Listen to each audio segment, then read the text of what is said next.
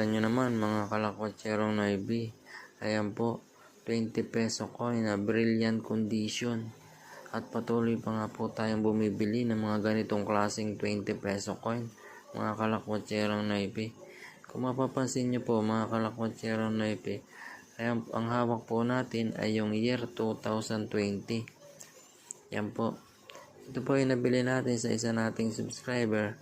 Ngunit tumigil muna po ako sa pagbili ng ganitong klaseng taon.